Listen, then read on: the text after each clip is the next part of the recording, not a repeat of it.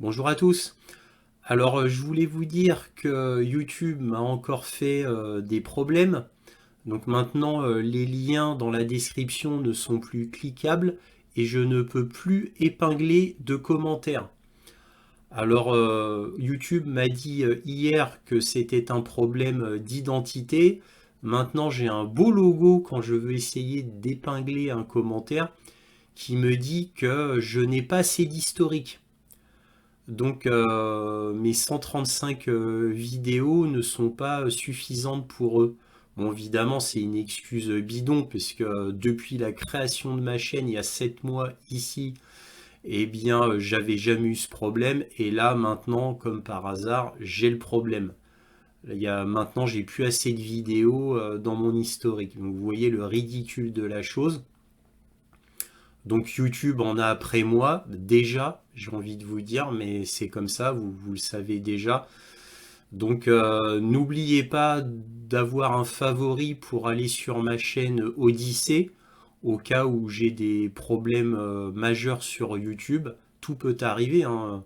Ma précédente chaîne sur YouTube, Analyse du Monde, analyse avec un S, a été supprimé après 6 ans d'existence, 345 vidéos de supprimées, voilà, pour cause de propos haineux. Donc munissez-vous d'un VPN, toujours, c'est toujours utile, et surtout allez sur ma chaîne Odyssée, mettez-le en favori, même si vous n'y allez pas. Comme ça, ce sera fait. Si vous n'avez pas de compte Odyssée, bah, créez un compte Odyssée parce que sinon vous pouvez pas mettre un pouce ou un commentaire sur mes vidéos Odyssée.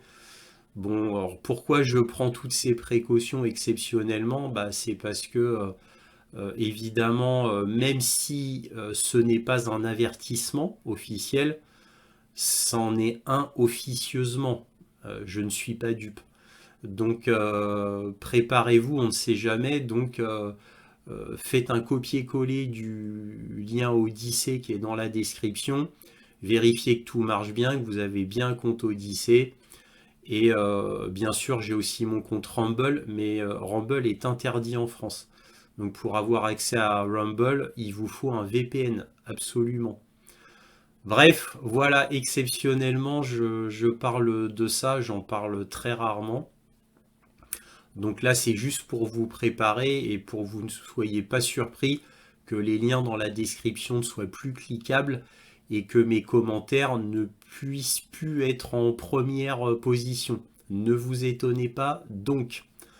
Alors YouTube me dit que dans 2 mois, ça devrait être rétabli. Pourquoi 2 mois? Je ne sais pas. Mais c'est YouTube, on ne pose pas de questions et on ne peut pas leur écrire. C'est comme ça. Bon bref, revenons quand même à la vidéo.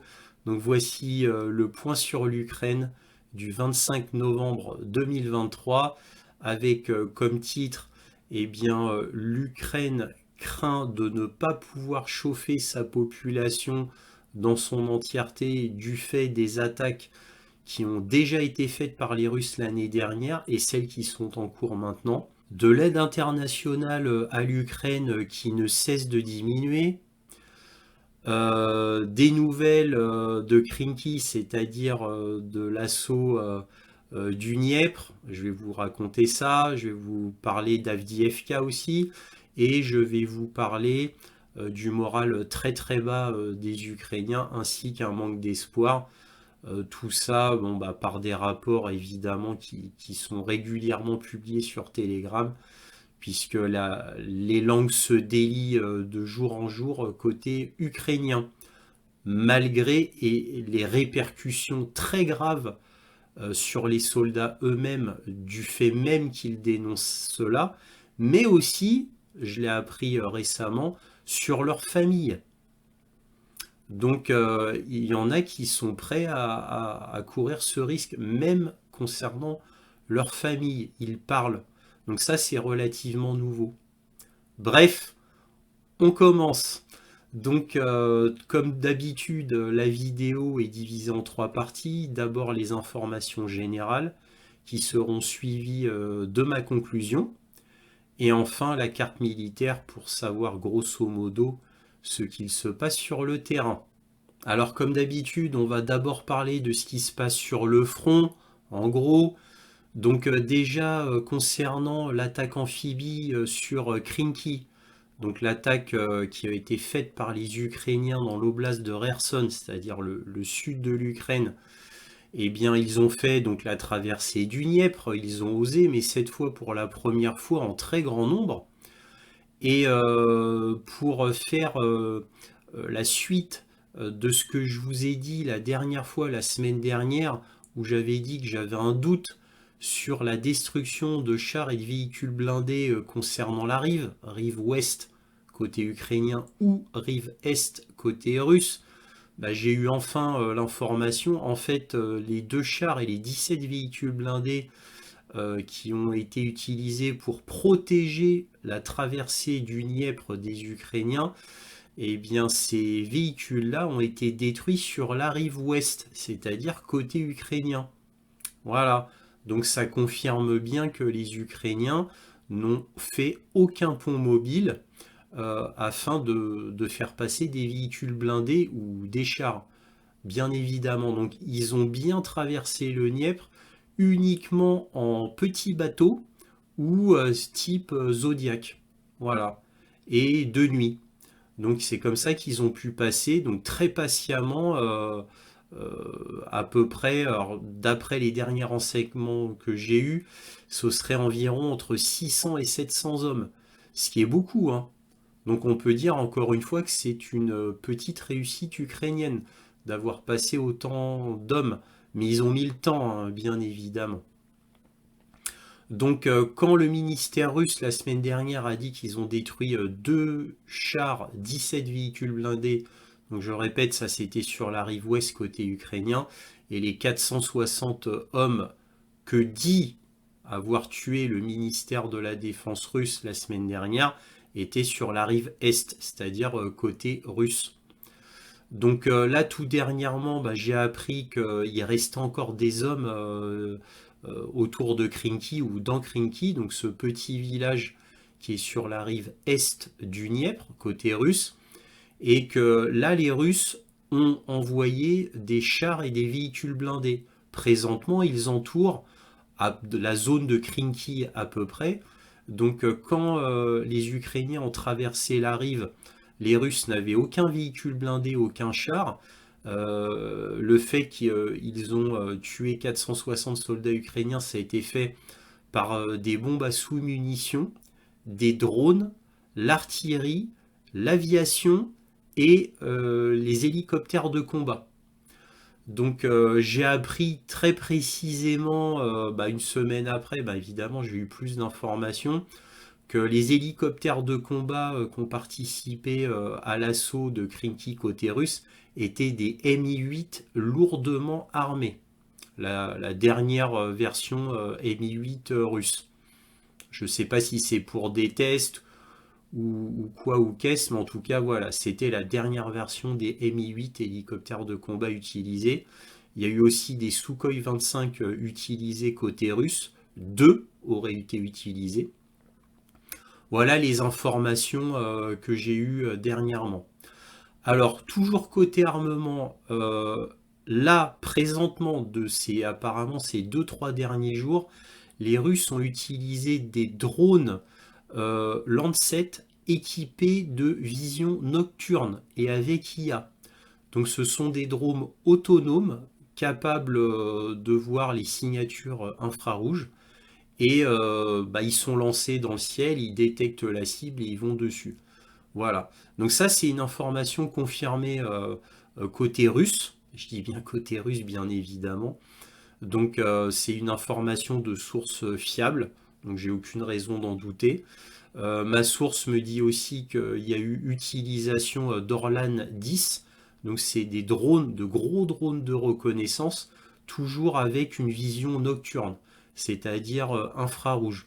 Donc là, les Ukrainiens ont beaucoup de soucis à se faire, puisque moi, d'après les rapports russes que j'ai lus, l'utilisation de drones, mais cette fois nocturnes pour la surveillance, ou de drones suicides pour des véhicules blindés ou des fantassins, est maintenant utilisée de manière courante.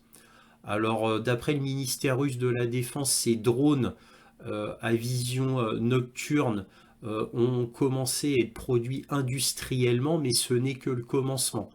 Il n'y en a pas partout sur tout le front. Il y en a peu par rapport aux autres types de drones classiques, mais il y a une énorme montée en puissance, d'après ce que j'ai compris des rapports russes. Donc l'industrialisation de ces nouveaux drones commence à se faire et la première utilisation s'est faite donc dans l'oblast de Kherson, mais évidemment ça va être utilisé partout ailleurs plus tard.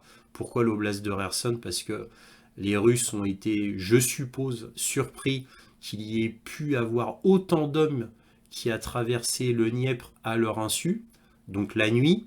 Et comme les Russes étaient faibles au niveau des drones nocturnes, de la surveillance nocturne, eh bien, ils ont essayé de pallier à cela et mettre le paquet sur Kherson pour l'instant.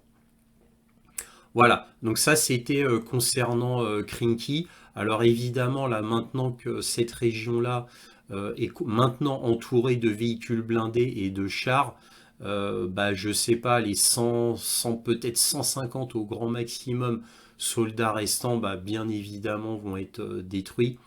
Et d'autant plus que maintenant il y a des drones à vision nocturne qui sont prêts à maintenant surveiller cette zone, ce qui laisse très peu de chance à des rescapés ukrainiens. Encore une fois, ce n'est que mon avis, je dis ça comme ça, d'après ce que je comprends de la situation. Alors maintenant, concernant Bakhmout, alors Bakhmout, les Russes poussent sur Klitschivka, c'est-à-dire le sud de Bakhmout, Bakhmout qui est maintenant nommé Artyomovsk, je le répète à chaque point sur l'Ukraine. Et donc ça pousse au niveau du sud de Bakhmout. Évidemment, les Russes poussent sur tout le front, donc plus de 900 km.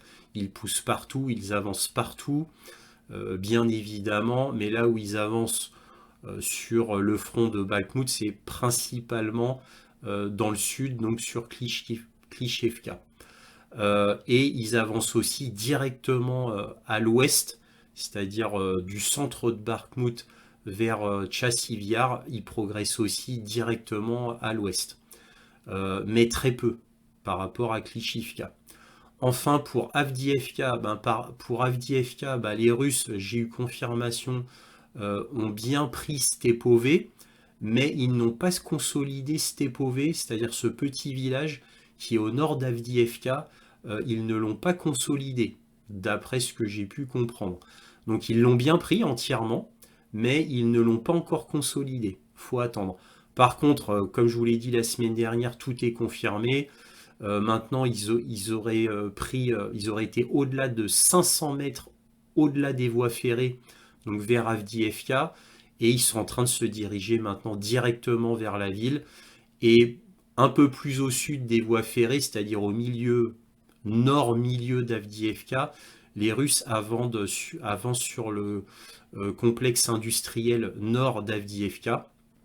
Donc ils commencent à pénétrer profondément cette zone, ainsi que le complexe industriel au sud d'Avdiivka, où ils commencent à pénétrer, donc c'est-à-dire à avancer vers le nord de la pointe sud. Donc ils avancent tout autour d'Avdiivka. La pince nord se referme, donc, et la pince sud aussi se referme. Comme je vous avais dit la semaine dernière, la pince sud, c'est là où ça se passe le mieux pour les Russes. Aux dernières nouvelles, d'après les rapports télégrammes russes, maintenant, entre l'extrémité de la pince nord et l'extrémité de la pince sud, il n'y aurait plus que 5 km. Bon, ça, c'est les rapports optimistes russes.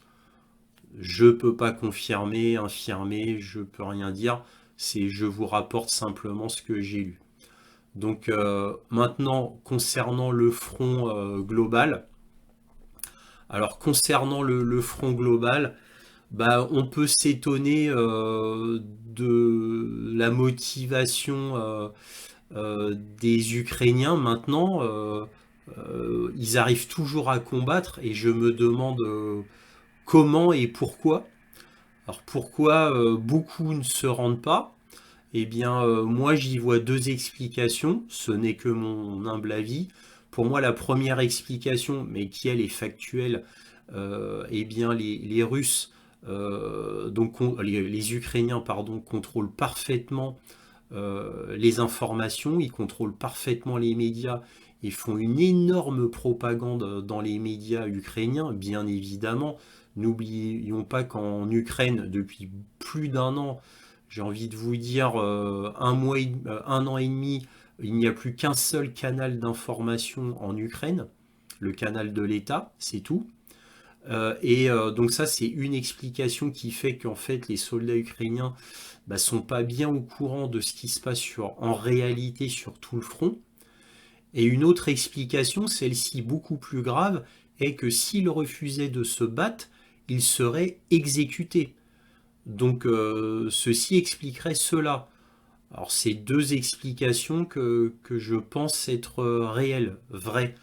Alors aussi, ça pourrait expliquer le fait justement qu'ils pourraient être exécutés s'ils ne se battaient pas. Ça pourrait aussi expliquer le fait qu'ils se rendent, pas en masse, mais il y en a des milliers qui se rendent auprès des Russes, sachant qu'ils seraient sûrs d'être bien traités. Alors évidemment, ils seraient questionnés, hein, bien évidemment, mais ils seraient sûrs d'être bien traités. Bon, bref, passons. En tous les cas, en plus du moral qui est extrêmement bas côté ukrainien, il y a le grand froid. Et d'après ce que j'ai compris, vers l'oblast de Donetsk, il fait environ moins 10 degrés. Bon, ça c'était il y a 2 jours. Alors bon, on ne peut pas extrapoler sur tout le front, mais bon, ça donne une idée que c'est vraiment le grand froid. Donc vous vous doutez bien que ce grand froid n'améliore pas le moral des Ukrainiens. Petite info en parlant de grand froid, ça me revient sur Krinky. Les Russes ont annoncé qu'ils avaient capturé des Ukrainiens qui avaient des gelures. Donc bien évidemment, pour ceux qui ont traversé le Dniepr, il n'y a pas de tranchée, il n'y a pas de feu de bois, il y a rien pour les réchauffer. Donc c'est extrêmement difficile pour les Ukrainiens qui ont traversé le Dniepr, mais j'ai envie de vous dire, pour tous les Ukrainiens qui combattent sur le front. En plus de tout ça, je suppose qu'ils sont quand même un minimum au courant que l'aide internationale a largement diminué. En plus, ils doivent être au courant aussi qu'il y a une crise énergétique en Ukraine.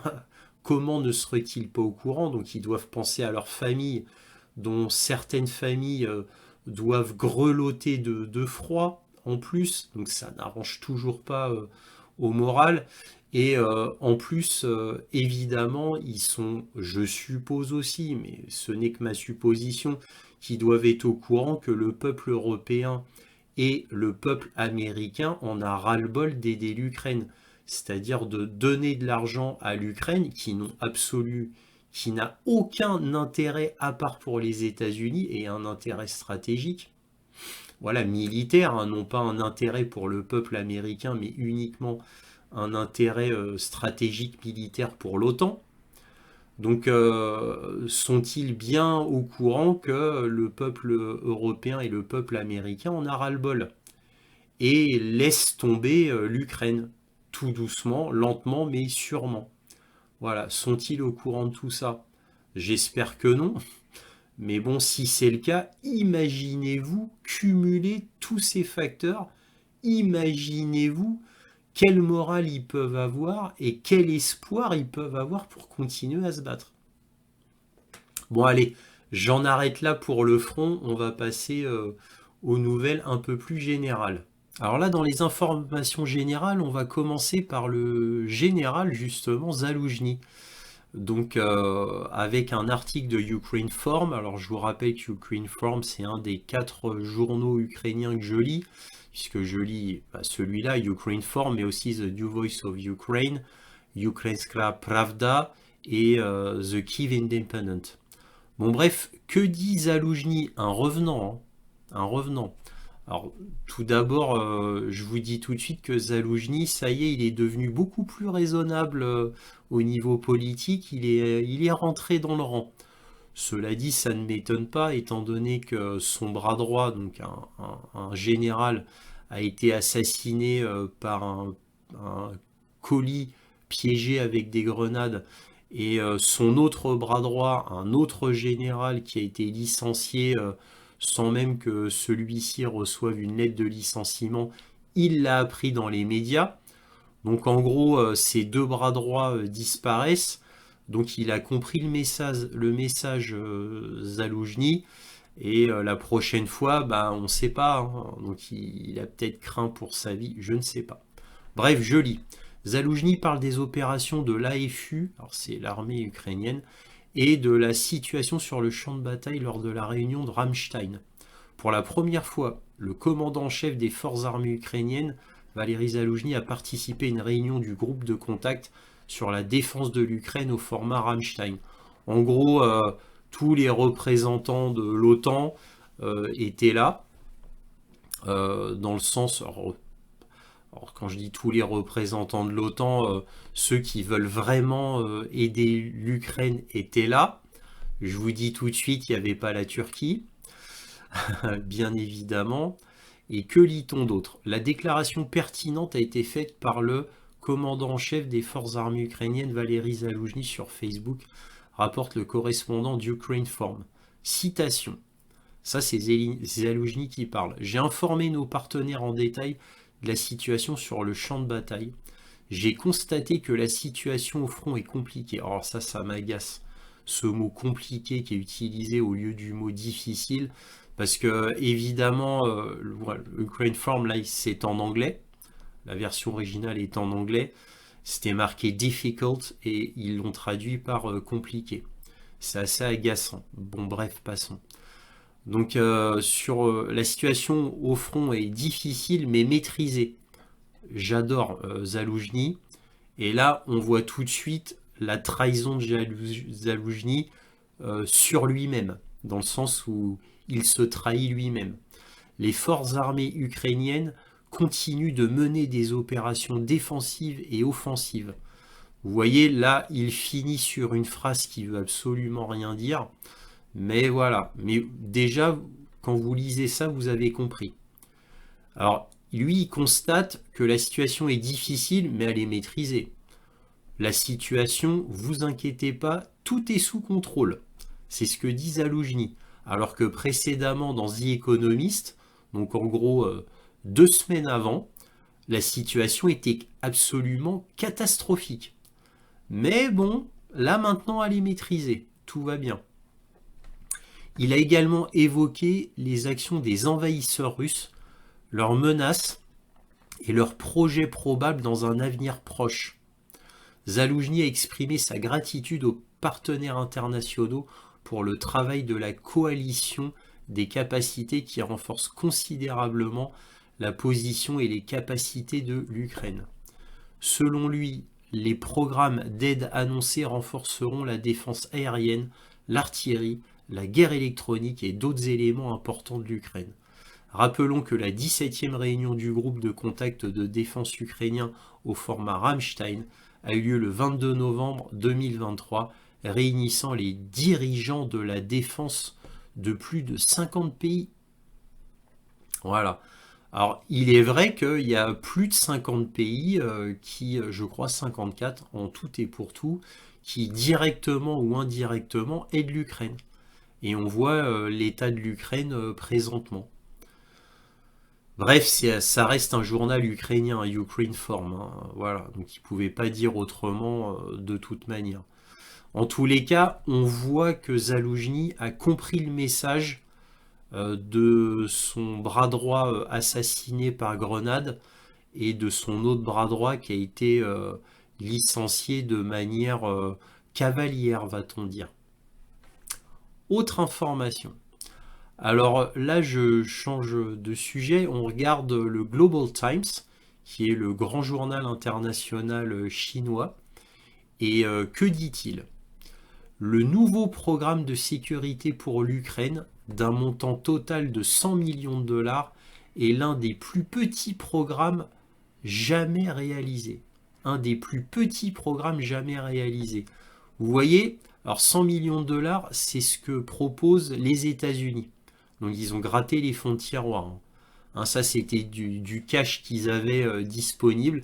ils avaient plus que 100 millions de dollars, vu que le budget américain a été voté au Congrès, et le Congrès a dit qu'on ne donnerait rien à l'Ukraine et rien à Israël, tout du moins momentanément, pour l'instant.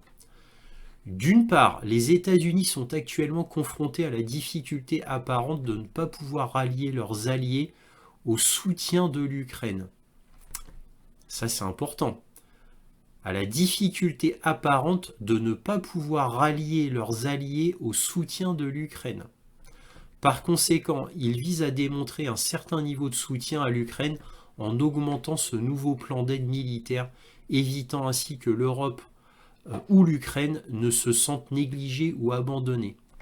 D'un autre côté, l'aide actuelle des États-Unis à l'Ukraine est limitée tant sur le plan politique que militaire.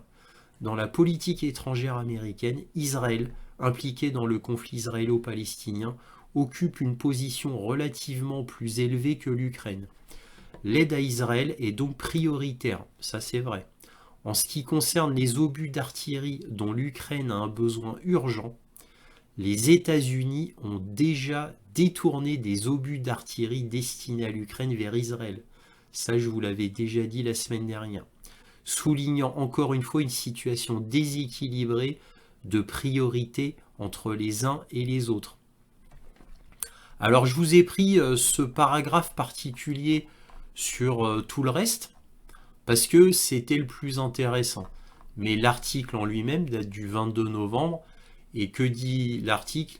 J'espère que les responsables américains feront preuve de rationalité et de sagesse dans la gestion des relations sino-américaines.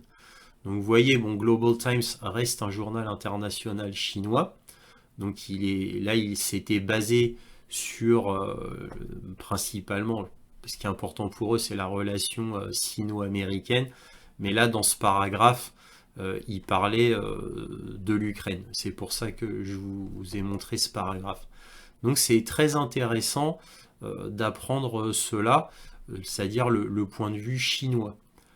Mais en tous les cas, qui me semble assez bon. L'examen est pour moi bon. Bon. Maintenant, on va passer à un tout autre sujet, qui est les médias. Alors les médias, ce que disaient les médias et ce que disent les médias maintenant concernant la Russie. Alors j'ai pris un florilège d'articles ainsi que de prises en images de YouTube, et vous allez voir, à chaque fois je vais vous dire les dates bien sûr. Donc là on a le 20 minutes qui dit au 13 juillet 2023, guerre en Ukraine, Poutine a déjà perdu la guerre en Ukraine. Ça, c'est ce qu'affirmait Biden en juillet 2023. Poutine a déjà perdu la guerre. Maintenant, on va voir d'autres articles qui disent complètement l'inverse. On a le site Iris. Que dit l'Iris? Il dit, au 17 janvier 2023, l'Occident a déjà perdu la guerre en Ukraine, mais ne l'a toujours pas compris. Ça, c'est l'Iris qui le dit. Le 17 janvier 2023. Vous voyez? C'est pas n'importe quel site, hein, l'Iris. Hein. L'Occident a déjà perdu la guerre en Ukraine, mais ne l'a toujours pas compris. C'est pas ce que je vous dis depuis plus d'1 an déjà? Bah si. Mais sauf que là, vous voyez, j'ai retrouvé ça, c'était au 17 janvier. Autre article, le Figaro International, au 20 novembre 2023, très récent. Que dit le Figaro International? L'Ukraine face au spectre de la défaite militaire. Tiens. LCI. Que dit LCI maintenant? Et si finalement l'Ukraine perdait? Voilà, ça c'est LCI. Là, c'est ce soir. Donc, sur TV, ça s'appelle TV. Ukraine, le spectre de la défaite. Voilà. L'Ukraine, là c'est le titre YouTube. L'Ukraine est-elle en train de perdre sa guerre face à la Russie? Ça vient de C'est ce soir au 21 novembre. Hein. autre article. Là, on est à la conférence de sécurité de Munich. C'est Euronews qui dévoile ça. Alors là, ça rigole plus. Là, on ne rigole plus. La conférence de sécurité de Munich. On a Jan Bremer, qui est le président d'Eurasia Group. Et que dit-il, ce Jan Bremer, au Conseil de sécurité de Munich? Je vois une guerre que l'Ukraine pourrait perdre. Tiens, tiens, tiens. Et le titre de Euronews, l'Ukraine pourrait perdre la guerre. Jan Bremer, c'est lui. Dernière image que je veux vous montrer, LCI encore. Donc LCI, l'Ukraine a-t-elle déjà perdu la guerre? Voilà, l'Ukraine a-t-elle déjà perdu la guerre? C'est le titre. Et ça, c'était il y a 2 semaines. Voilà. Je voulais vous montrer ces articles, tout ça, pour vous montrer le ton qui a complètement changé dans les médias. Qui maintenant, ça y est, c'est fini. C'est fini. Alors moi, je vous le dis depuis plus d'1 an, et les médias, maintenant, font face au mur de la réalité. Maintenant, ils sont obligés de se réveiller face au mur de la réalité. Les faits sont tenaces, comme on dit. Bref, l'armée russe avait déjà gagné. Et elle ne pouvait que gagner de toute manière, étant donné les forces en présence. Et après, mon opinion s'est affermie quand j'ai vu que les sanctions avaient totalement échoué. Donc quelques mois après, là c'était encore plus sûr. Bref, je voulais quand même vous montrer cela avant de passer à autre chose.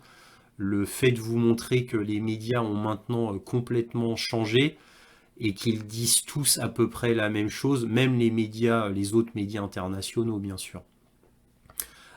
Ça vous montre quand même que enfin les médias reconnaissent que l'Ukraine a vraiment perdu la guerre. Donc là, je vais vous parler d'un fait qui est très intéressant parce qu'il n'est pas sans rappeler la dernière exaction du SBU qui a assassiné un général ukrainien qui était le bras droit de Zaloujny. Et ce général ukrainien avait été assassiné par un colis piégé avec une grenade à l'intérieur. Donc ce général qui était le bras droit de Zaloujny donc, en est mort. Son fils de 12 ans qui était à côté de lui a été gravement blessé. Et là, qu'apprend-on? En Russie, il y a un gâteau empoisonné qui a failli tuer 77 officiers russes. Donc ça date du 24 octobre 2023, moi je ne l'ai su que très récemment. Et qu'apprend-on? Un homme de 33 ans originaire de Mélitopol, donc originaire d'Ukraine, a été arrêté parce qu'il était soupçonné d'avoir participé à une tentative d'empoisonnement de 77 pilotes russes lors de la célébration de l'anniversaire de l'obtention du diplôme de l'école d'aviation d'Armavir.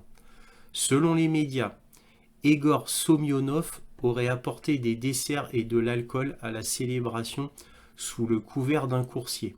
Lorsque, grâce à la vigilance des policiers, il fut arrêté, il reconnut que le gâteau et le whisky avaient été empoisonnés. Semyonov est maintenant arrêté depuis 15 jours pour petit illégalisme. Comme RT l'a découvert, il est un professeur de sport ukrainien et ces dernières années, il adore le tir, y compris des armes de tireur d'élite, depuis ces dernières années. Alors l'article est un peu long, mais il explique tout, hein, il explique tout, mais en gros, évidemment les policiers pensent qu'il a été approché par le SBU afin de faire cela. Parce que cet homme-là, comment savait-il qu'il y aurait un jour anniversaire de célébration de 77 pilotes russes à tel endroit? Donc c'est pas un des pilotes qui est devenu traître, hein, c'est quelqu'un qui a rien, c'est un homme lambda. C'est un homme lambda qui est ukrainien et bon, bah, qui s'est marié avec une Russe en Russie. Et voilà ce qu'il a fait. Donc les enquêteurs pensent qu'il a été approché par le SBU et que le SBU lui a dit bon, bah, quoi faire, où et quand. Parce que évidemment, faut savoir prendre quel poison pour telle quantité de gâteaux, etc. Et encore une fois, fallait qu'ils connaissent où faire cet événement, comment approcher donc les convives, ou tout du moins faire partir un gâteau à ces gens-là, l'empoisonner, le jour, l'heure, etc. Donc voilà, les enquêteurs pensent qu'il a été approché du SBU. Ce qui n'est pas étonnant, or, ça vient de RT Russie, ça. Donc ce qui n'est pas étonnant du tout, puisque c'est la manière typique du SBU. N'oublions pas ce que je viens de vous dire pour ce général en Ukraine. N'oublions pas la mort atroce de Daria Dugina, donc par le SBU, et SBU qui avait été vendu par la CIA dans le New York Times, hein, puisque la CIA avait dénoncé le SBU. Bref, c'est typique du SBU. On va passer à autre chose, qui n'a rien à voir. Là, d'après Military Watch, donc le grand site américain militaire, qu'apprend-on? Pourquoi le Canada paie plus de 600 millions de dollars pour chaque chasseur furtif F-35 et potentiellement bien plus? Alors là, je vous parle de quelque chose qui n'a pas de rapport direct avec l'Ukraine, mais qui a un rapport indirect. C'est pour vous montrer à quel point les États-Unis poussent pour la vente de leur matériel. Et vous voyez un peu l'état d'asservissement du Canada. Plus de 600 millions de dollars, et potentiellement bien plus, pour un F-35. Vous vous rendez compte la ruine? La ruine. À la suite d'un rapport du directeur parlementaire du budget du 2 novembre, selon lequel l'acquisition par le pays des chasseurs Lockheed Martin F-35 de 5e génération des États-Unis entraînerait une fermeture du pays d'une valeur estimée, bon ça c'est la traduction Google, hein, estimée d'une valeur à 53 milliards de dollars américains. Les implications de la dépense et la possibilité non négligeable des importants dépassements de coûts ont suscité de vives inquiétudes.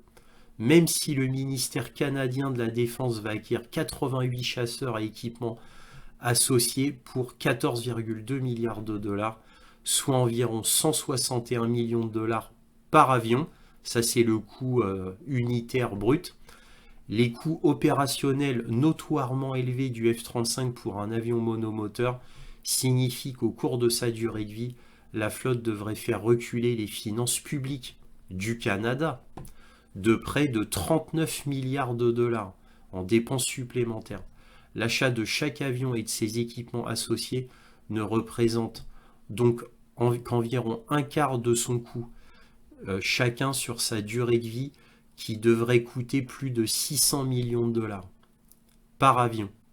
Le rapport du responsable du budget a notamment souligné l'une des lacunes les plus marquantes du programme F-35, à savoir que l'avion initialement conçu pour avoir des coûts opérationnels comparables à ceux des F-16 et des F-18, ce qui prouve, vous voyez, le coût exorbitant déjà des F-16 et des F-18. Et on veut envoyer des F-16 à l'Ukraine. Vous voyez le ridicule de la chose. Je vous en ai déjà parlé à maintes reprises du ridicule d'envoyer des F-16 en Ukraine, donc je ne vais pas y revenir. Donc comparable à ceux des F-16 et des F-18 qu'il était censé remplacer, est beaucoup plus coûteux à piloter et à maintenir. Ce qui a rendu le remplacement des unités F-16 dans l'ensemble de l'US Air Force totalement inabordable, obligeant le service à envisager d'autres alternatives. Alors là, à la fin, vous voyez, là, il parle que l'US Air Force, là, c'est plus le Canada, hein. L'US Air Force, eh bien, maintenant, trouve que c'est totalement inabordable, les obligeant à envisager d'autres alternatives. Vous voyez, bah, c'est ça le F-35. Un gouffre financier, un avion qui est très peu fiable, qui a eu maintes et maintes soucis. Voilà, donc je voulais vous en parler parce que il y a un rapport quand même indirect avec l'Ukraine. Toujours dans l'armement, parce que j'y suis, toujours avec le site Military Watch, comment une dangereuse pénurie de défense aérienne rend les forces américaines de plus en plus vulnérables au Moyen-Orient, en Asie de l'Est et en Europe. En Europe, c'est pour l'Ukraine. Alors, l'implication croissante de l'armée américaine dans les hostilités en cours entre Israël et les milices palestiniennes de la bande de Gaza, le déploiement de nouveaux moyens de défense aérienne au Moyen-Orient dans le cadre d'une augmentation plus large de la présence militaire régionale du pays, ont mis en lumière la tension croissante sur les défenses aériennes américaines dans le monde. Le manque de ressources disponibles a été l'un des principaux facteurs à l'origine du problème. Il semble peu probable qu'il soit résolu en raison des capacités de production limitées des systèmes de défense aériens existants. C'est important ça. Les États-Unis s'appuient sur des systèmes de défense aérienne basés au sol, non seulement pour leur engagement au Moyen-Orient, mais également sur plusieurs autres théâtres, notamment en Europe de l'Est, donc l'Ukraine, et dans le Pacifique, ça c'est pour Taïwan. Dans le premier cas, face aux grands arsenaux de missiles russes, et dans le second, aux arsenaux de la Russie et de la Chine et la Corée du Nord réunis. Cela signifie que l'attribution de nouvelles unités au Moyen-Orient et plutôt dans l'année, les dons à l'Ukraine ont de sérieuses implications sur l'équilibre des pouvoirs dans d'autres régions. Alors que la Chine, la Corée du Nord, la Russie et l'Iran, qualifiés dans les rapports du Pentagone comme les 4 adversaires de grande puissance de l'Amérique, ont tous continué à étendre considérablement leur capacité de missiles. La lenteur avec laquelle l'armée américaine a pu acquérir de nouvelles défenses aériennes, des systèmes de défense aériens, a entraîné une diminution continue de sa capacité à s'appuyer sur de tels actifs.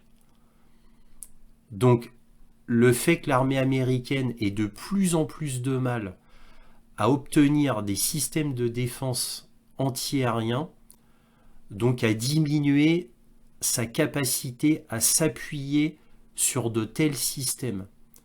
Donc vous voyez, c'est quand même un terrible aveu, hein, et ça confirme tout ce que je vous dis depuis toujours concernant l'armement américain.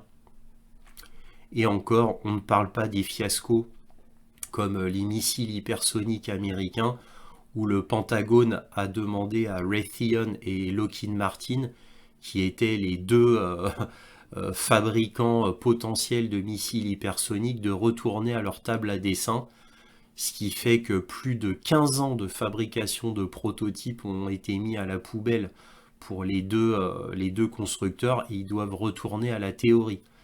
Ça a été un coup absolument terrible pour les États-Unis, puisque quand les missiles hypersoniques russes sont sortis, les États-Unis, mais aussi la France, je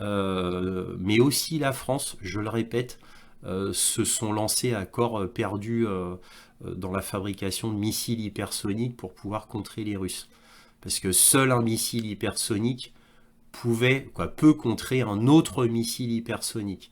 C'est pour ça que les Américains et les Français avaient alloué des moyens exceptionnels pour créer des missiles hypersoniques.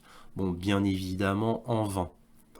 Voilà, donc je voulais vous parler de ça, ce qui est important concernant l'armement. Autre nouvelle, donc là on passe à autre chose, on passe au côté économique.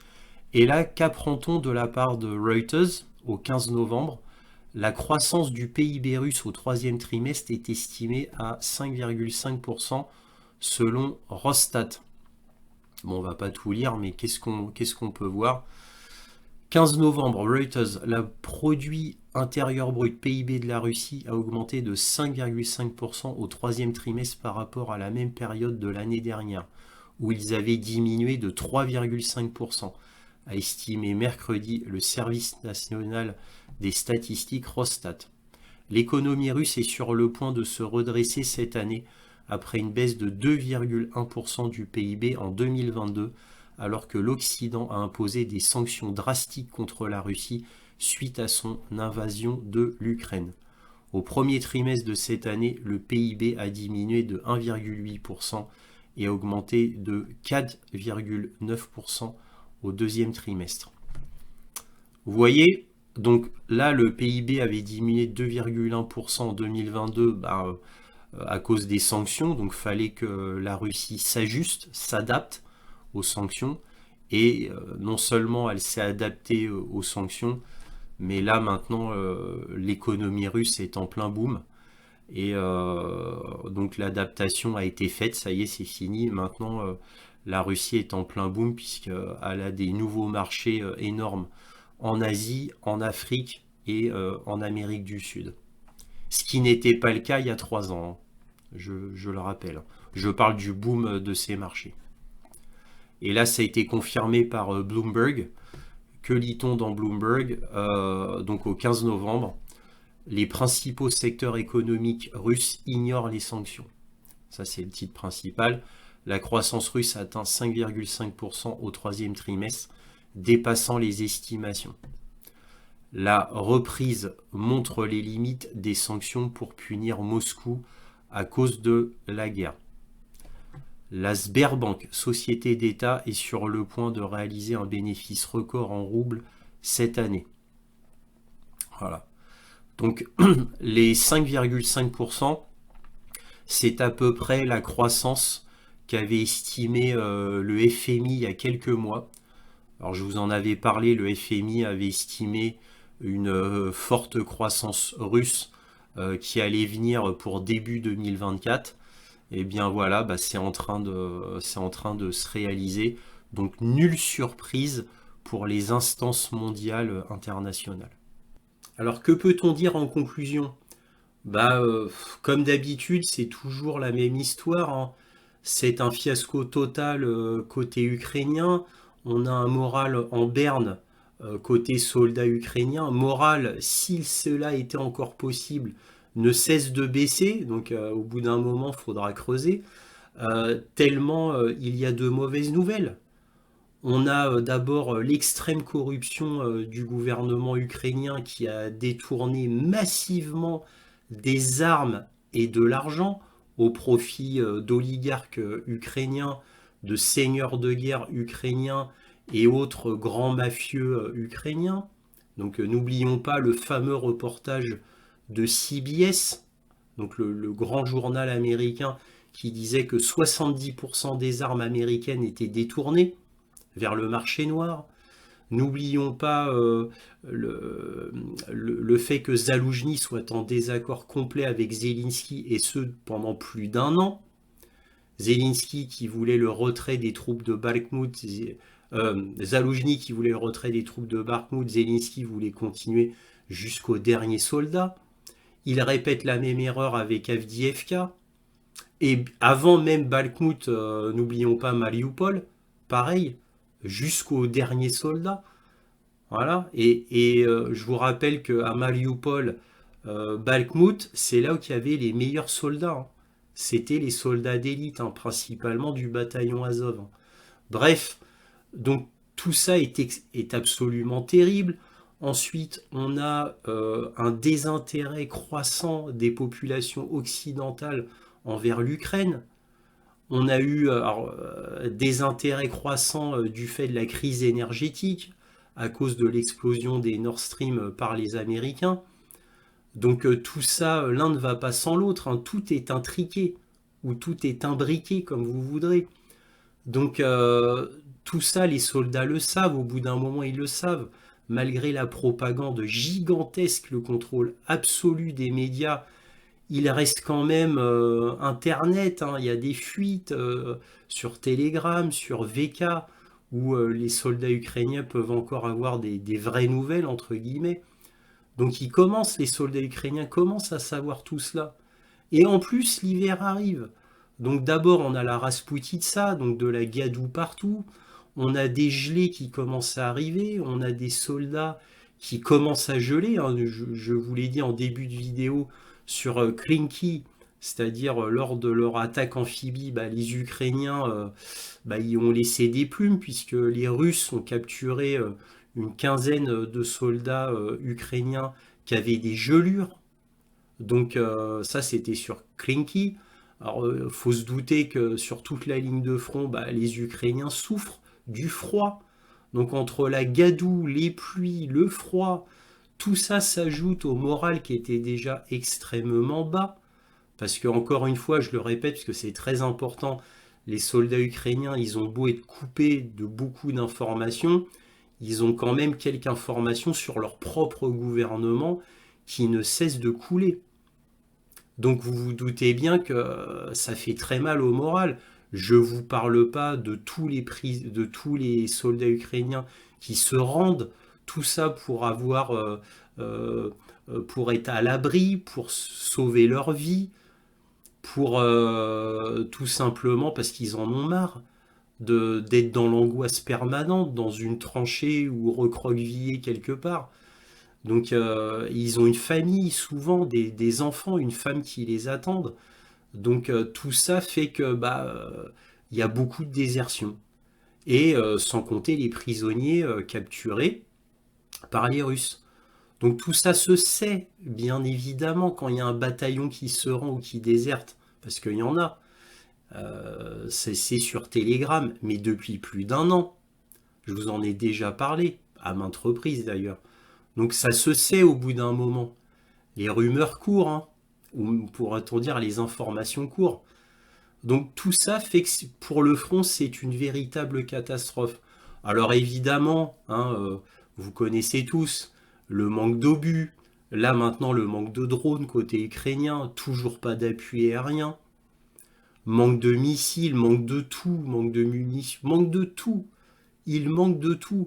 De moins en moins d'aide du côté occidental, que ça soit en armement ou en finance.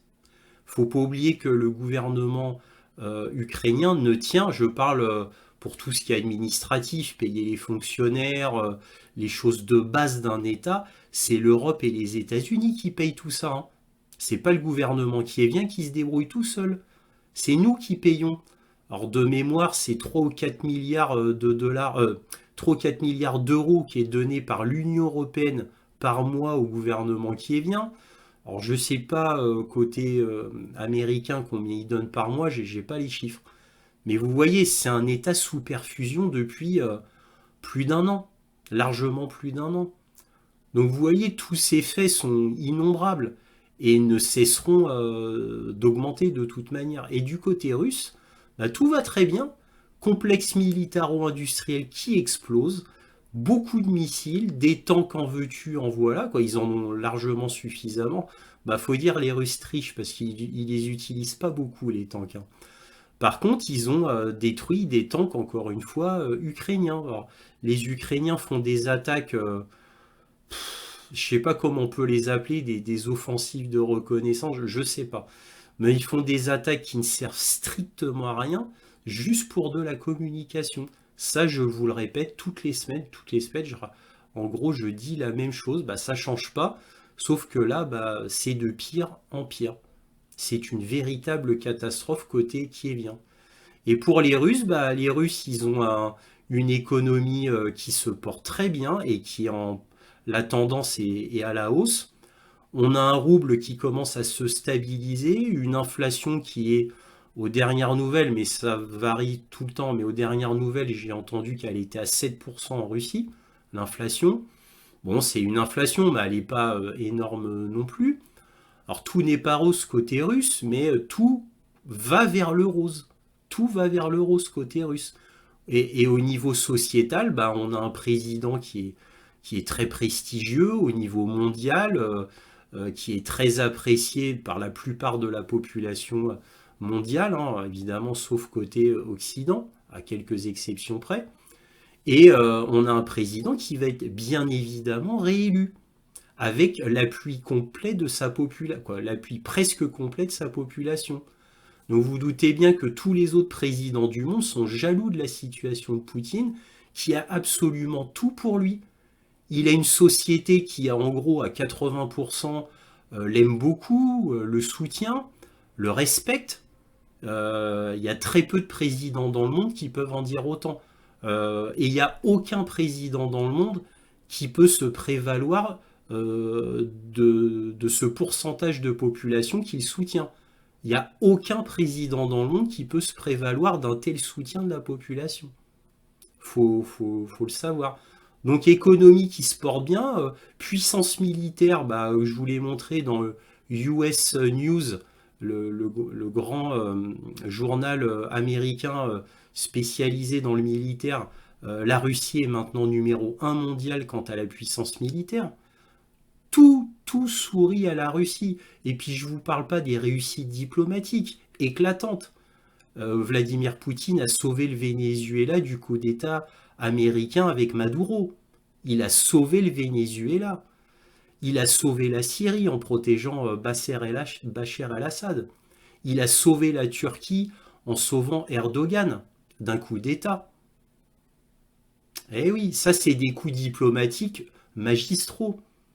Et il a fait des coups diplomatiques énormes en faisant accepter, certes avec l'appui chinois, la Syrie dans la Ligue arabe, renormaliser au sein même des Arabes, des musulmans, au Moyen-Orient, la Syrie.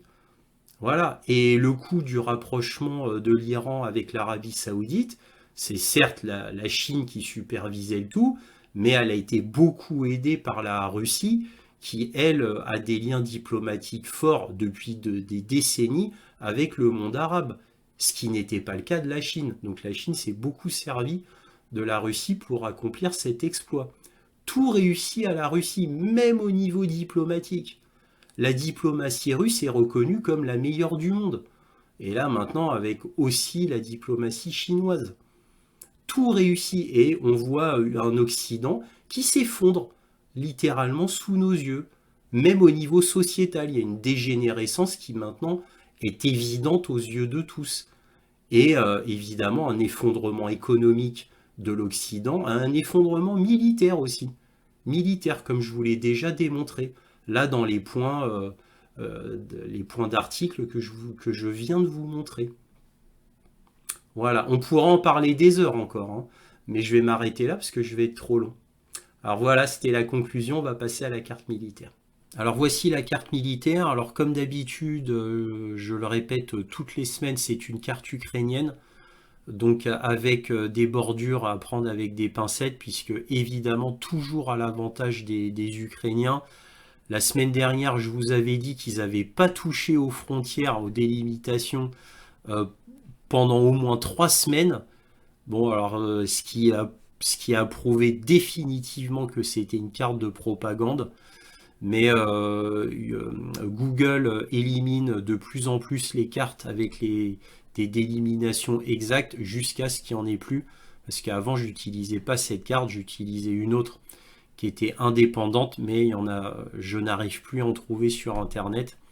Donc, je suis obligé de prendre celle-là.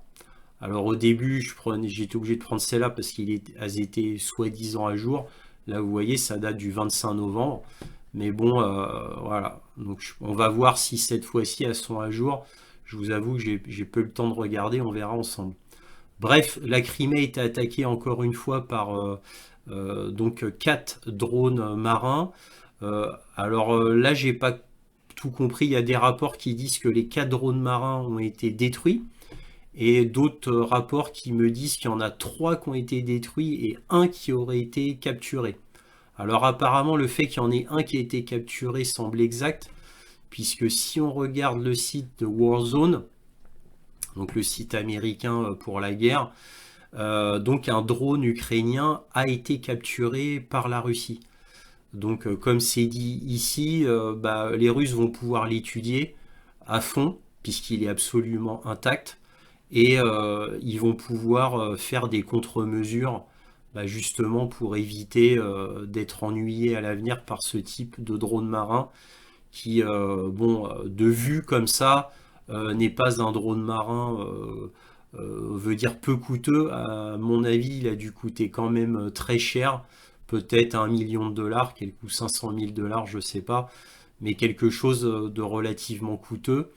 Donc évidemment, ils continuent leur opération comme ça de drones marins absolument ridicules, surtout toujours au même endroit, hein, puisqu'ils attaquent toujours. Là, pour l'instant, ils se bornent à attaquer Sébastopol. Ridicule. La zone la plus protégée de Crimée, c'est là. Bien évidemment, c'est l'endroit le plus stratégique de la Crimée pour les Russes. C'est le port de Sébastopol. Bah, ils s'acharnent à toujours à attaquer là. Bon, c'est toujours pareil, hein, c'est que de la com. Ils savent que ils ont de l'armement, ils ont quelques trucs, ils jettent comme ça, histoire de dire bah, on va s'en servir quand même, hein. On va pas les laisser pourrir dans le garage, on va quand même les lancer et puis on verra bien. Voilà, à mon avis, c'est ça la stratégie ukrainienne, en vrai, hein. Bon, bref, sur le terrain, plus sérieusement, on va parler bah, de cette attaque amphibie ici, c'est-à-dire dans la région de là où il y a le village de Klinky, hein, comme je vous en ai déjà parlé la semaine dernière. Voilà, c'est là, donc l'attaque s'est faite là. Donc là, comme vous pouvez voir, il y a beaucoup d'îlots. Klinky, c'est ici. La semaine dernière, si ça vous intéresse, je vous ai montré la vidéo des bombardements par des MLRS, c'est-à-dire des lance-roquettes multiples sur Krinky utilisant des roquettes thermobariques. Je vous ai montré les images de l'assaut russe sur Krinky avec ses roquettes. C'était assez impressionnant. Si vous voulez voir ces images, bah, je vous invite à aller sur le précédent point sur l'Ukraine et vous verrez cela. Donc évidemment, bah, ils se sont fait un peu massacrer quand même. Et comme je vous le précisais la semaine dernière, il y a eu 2 chars et 17 véhicules blindés qui ont été détruits. Ça a été confirmé, ils ont été détruits dans cette zone-là à peu près. À peu près dans cette zone-là. Moi j'avais un doute. Je ne savais pas s'ils avaient pu faire un pont mobile et les amener là. Non, en fait, ils ont été détruits là. Ce qui est tout à fait logique, tout à fait normal. Parce que ça aurait été un véritable exploit d'emmener un Léopard 2 ou un Challenger 2 qui pèse dans les 60-65 tonnes euh, sur les 900 mètres à peu près de la largeur là, du Dniepr. Ça aurait été un véritable exploit sans se faire détruire. Bon, bref, ils ont été détruits là, confirmation. Par contre, les 460 hommes, euh, d'après le ministère russe, hein, ont été détruits ici, donc aux alentours de Klinky, ainsi que sur les îlots, ici. Alors c'est ce que dit. Alors évidemment, là, à mon avis, il y a plus de 460, parce que c'était il y a 7 jours. Donc voilà, ça c'était ce qu'on pouvait dire sur la région de Klinky. Apparemment, il y a encore, au moment où je vous parle, il y aurait encore des soldats ukrainiens, mais à mon avis qui sont en fuite, hein, quelques-uns peut-être.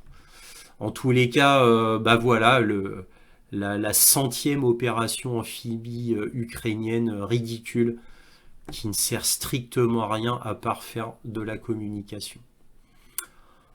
Voilà, donc là, là je vous ai parlé vraiment des choses les plus importantes sur le front. Alors sur la région d'Orirov, là où il devait y avoir la fameuse percée, vous vous souvenez, cette percée dont on a parlé dans les médias pendant des mois, qui devait aller, vous vous souvenez, à Tokmak, ensuite à Melitopol et ensuite à la mer d'Azov. Bon, un rêve, une fantaisie totale, bien évidemment, depuis le début. Bref, donc ils ont fait une attaque, hein, encore une attaque avec des blindés cette fois, ici vers Rabotino qui est ici, Verbové qui est ici, hein, donc en zoom, voilà, en zoomant on voit mieux, voilà. Donc ils ont fait une attaque ici de blindés, bah, alors de mémoire je crois que c'était une dizaine, une quinzaine de blindés, je sais pas, c'est entre 10 et 15. Évidemment, tous les blindés se sont fait détruire, ça c'est confirmé, aucun problème. Destruction totale de blindés en pleine Rasputitsa en plus. Il ne faut plus chercher à comprendre, hein, il n'y a plus d'arguments logiques. On se demande qui commande les hommes, pourquoi ils font. Bon. D'un autre côté, vous allez dire je radote, puisque toutes les semaines je dis strictement la même chose, hein. Mais bon, comme ils font la même chose, je suis bien obligé de dire les faits sur le terrain. Mon travail, c'est de vous rapporter les faits sur le terrain, tout du moins à ma connaissance, d'après ce que je lis, hein. Évidemment, ça ne veut pas dire que c'est la vérité pure, hein, mais voilà, je vous donne ce que moi j'ai comme information. Maintenant, chacun en fait ce qu'il en veut, hein. Alors, ils ont essayé d'aller vers Beauvais, bien sûr, hein, parce que comme d'habitude, ils font toujours la même stratégie, ils descendent là, ici, côté gauche, et hop, ils bifurquent. Juste avant la Bottineau, ils bifurquent comme ça. Et ils vont vers le Beauvais, c'est leur point favori. Sauf que avant ils arrivaient là, bah maintenant, non, même plus. Maintenant, ils se font détruire bien avant. Donc, alors je sais pas. Alors là, par contre, ici, je ne sais pas. Là, la seule info que j'ai eue, c'est qu'ils ont été arrêtés ici. Je ne sais pas combien ils étaient. Par contre, leur colonne de blindés qui a été détruite, ça oui, on a les vidéos, aucun problème. Maintenant, ici, il y a une myriade de drones russes de reconnaissance en permanence. Maintenant, c'est permanent. Et pour Klinky, et ça je vous l'avais dit en début de vidéo, pour Klinky, et ben pour la première fois, donc dans toute cette zone-là, ils ont utilisé des drones de reconnaissance dotés de vision nocturne. Et le fin du fin, même des drones Landsat 3 dotés de vision nocturne. C'est-à-dire que même de nuit, maintenant, des drones peuvent détruire un véhicule blindé ou détruire des fantassins. Ça, c'est tout nouveau. Et à ma connaissance, il n'y a que là qu'ils les ont utilisés. Voilà. Et apparemment, ça a l'air de coûter beaucoup moins cher de faire des drones reconnaissance à vision nocturne que des drones suicides, puisque les drones de reconnaissance à vision nocturne ont été utilisés ici dans la zone d'Orerov. Mais à ma connaissance, je dis bien pas de Landsat 3 ou d'autres drones suicides. D'ailleurs, il n'y a pas que les Landsat 3, ils ont tout un tas de drones. Il y en a beaucoup, je ne les connais pas par cœur. Il y en a beaucoup, et de types de drones. Et là, ils ont utilisé beaucoup de drones de reconnaissance à vision nocturne, mais pas, à ma connaissance, de drones suicides. Sur Ougledar, pas de changement. Sur Malinka, les Russes avancent en banlieue ouest, hein, maintenant. Banlieue ouest, alors il y en a qui considèrent la banlieue de Malinka comme Malinka lui-même. Il y en a qui considèrent comme banlieue. Bon, moi, pour moi, je fais le distinguo entre la ville même, intramuros, et la banlieue. Après, chacun voit comme il veut. Donc sur Avdiivka, bah oui, bah évidemment, là il s'est passé quelques petites choses. Je vous rappelle que c'est une carte ukrainienne. Alors attention aux avancées, hein, attention aux avancées, hein. Alors en fait, tout ça a été pris. À ma connaissance, ils n'ont pas pris Veldiki, ils l'ont pas pris encore. Veldici, pardon. À ma connaissance, ils l'ont pas pris. Par contre, ils ont pris Stepové, hein. Ça, c'est une certitude. Tout ça, c'est rose. Tout ça, c'est rose. Et c'est une certitude. Là, c'est le terril, hein. Là, c'est la zone industrielle. Ici, tout ça, ça a été pris. Tout ça, c'est rose. Tout ça, c'est rose. Ça, c'est la vraie délimitation. Tout ça, c'est rose. Donc, tout ça, ça a été pris. Voilà. Là aussi, ce petit bout a été pris, ce terrain a été pris. Là, ils sont beaucoup plus. Là, faut compter tout ça. Là. Tout ça, ça a été pris par les Russes. Tout ça. Donc, alors là, ils ont avancé d'un coup vers le nord. C'était à la pince sud que c'était le plus facile pour les Russes, parce qu'apparemment, les zones là où il y a le plus de troupes ukrainiennes, ce serait ici. C'est dans cette zone-là, c'est pour ça que les Russes ont plus de mal à avancer. Mais là, ils ont avancé d'un coup, les Russes, la semaine dernière. Ils ont avancé d'un coup pas mal. Et là, par contre, ça s'est ralenti sur la pince sud, mais apparemment, il n'y aurait pas trop de résistance ukrainienne côté pince sud. Par contre, il y aurait une forte résistance ukrainienne au sud, plein sud Avdiivka, c'est-à-dire ici. Là, par contre, apparemment, il y aurait des forces ukrainiennes qui seraient descendues renforcer le sud. Alors après, c'est des blogueurs russes qui le disent. Apparemment, c'est le sud d'Avdiivka le point le plus important. C'est là qu'il y a les plus grosses forteresses, leurs gros dépôts de munitions. C'est ce que j'ai cru comprendre. Est-ce vrai? Est-ce faux? Je ne le sais pas. Je vous dis ce que j'ai lu de certains blogueurs russes. Voilà. Sinon, pour le reste du front, pas grand-chose. Allez, on va peut-être parler un petit peu de Bakhmout. C'est-à-dire, maintenant, c'est nommé Artyomovsk, hein. Je ne cesse de vous le dire. Je me répète. Alors là, la carte est archi fausse parce que la Klitschivka, bon, bah, les Russes sont ici. Et ils ont même avancé là. Donc là, vous pouvez considérer qu'il y a un triangle. Ils ont créé une pince nord, hein, les Russes. Donc les Russes sont ici. Ils ont créé une pince nord, mais il n'y a pas de pince sud. Et là, ils sont aux portes de la ville. Ils sont ici. Ils n'ont pas avancé comme ça. Ça fait maintenant 2 semaines qu'ils sont ici. Ça fait 2 semaines qu'ils sont là. Mais par contre, ce qui est nouveau cette semaine, c'est qu'ils ont créé une pince nord. Mais pas de pince sud. Il n'y a pas de pince sud. Ils ont créé une pince nord, donc ils sont là. Voilà ce qu'on pouvait dire sur Bakhmout. Là, ils avancent toujours ici. Là, Romové. Romové, là, ils avancent. Donc ça, c'était un point important pour les Ukrainiens.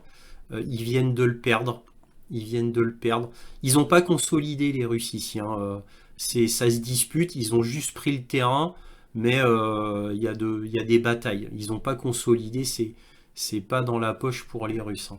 Alors évidemment, le but des Russes, là, vous pouvez le voir là très clairement, ils veulent faire une avancée sur Tchassiviar, bien évidemment, et pour le sud, concernant la pince sud, ils veulent faire une avancée sur Ivanivske. Voilà, donc c'est comme ça qu'ils veulent prendre. Là, les Russes, ils ont reculé, hein, ici, parce qu'avant, il y a quelques mois, ils étaient aux portes. Ils étaient aux portes d'Ivanivske pendant plusieurs mois d'ailleurs. Ils ont reculé parce qu'à un moment donné, les Ukrainiens envoyaient d'énormes forces ici. Donc Ivanivske, c'est important. Alors évidemment, on est loin de Bakhmout et d'Avdiivka, mais c'est très important apparemment pour les Ukrainiens. Voilà. Alors maintenant, pour le reste, sur Sivelsk, c'est plus au nord. Ici, il n'y a pas grand-chose à dire, ça n'a pas vraiment bougé. Les Russes avancent, hein, partout, mais c'est de quelques centaines de mètres, donc il y a rien de spécial. Et Kupiansk, parce qu'on est obligé de parler de Kupiansk, évidemment, à chaque fois on est obligé. Carte ukrainienne, hein, je vous rappelle, les Russes sont ici en réalité, mais ça n'a pas bougé. Donc ça fait des semaines que je vous dis la même chose. Alors le côté nord de Kupiansk, c'est un peu un mystère, hein. C'est là où apparemment il y a la plus grande armée russe, hein, qui fait toute la... qui semble être tout. On parle de 110, 120 000 hommes, et il n'y a rien ne se passe. Ils avancent, hein, mais d'une lenteur. Il n'y a pas d'offensive. Alors ça revient tout ce que je vous dis depuis des mois et des mois. Donc apparemment, ils s'accrochent à la stratégie de Soulovikin. Ils s'y accrochent. Ils veulent faire la guerre d'attrition jusqu'au bout, c'est-à-dire épuiser l'armée ukrainienne jusqu'à ce qu'elle soit réduite à quasiment rien. Et certainement, quand elle sera réduite à quasiment rien, par épuisement, par abandon, on ne sait quoi, eh bien, la guerre d'attrition jusqu'au bout, afin de pouvoir ensuite jeter toutes leurs forces sans quasiment perdre aucun homme. Voilà. Donc je suppose qu'ils font ça.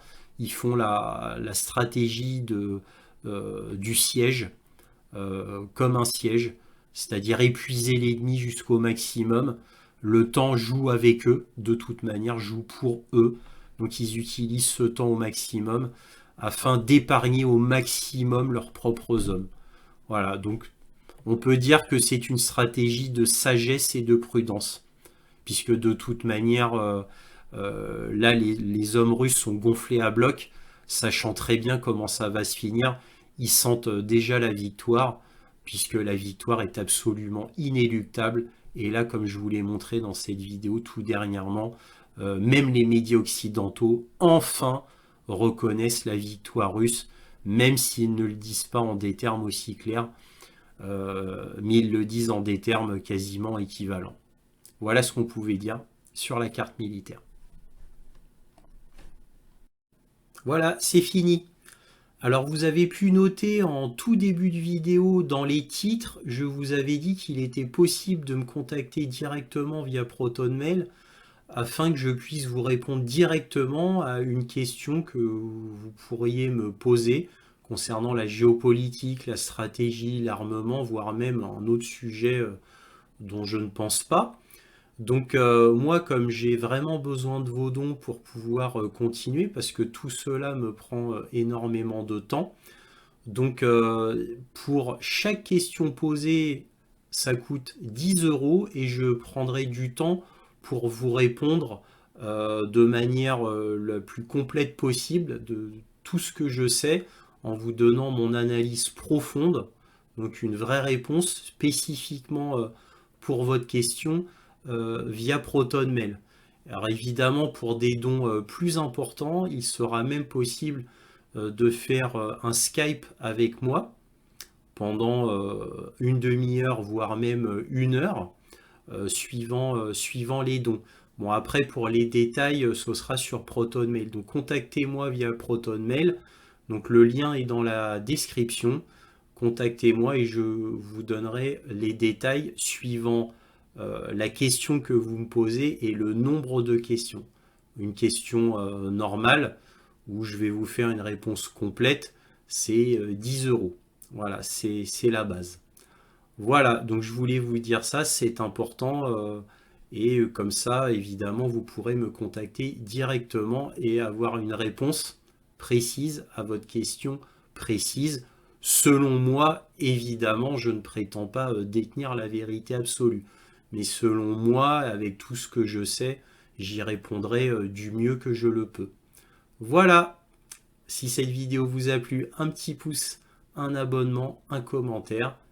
Et comme toujours, soyez curieux.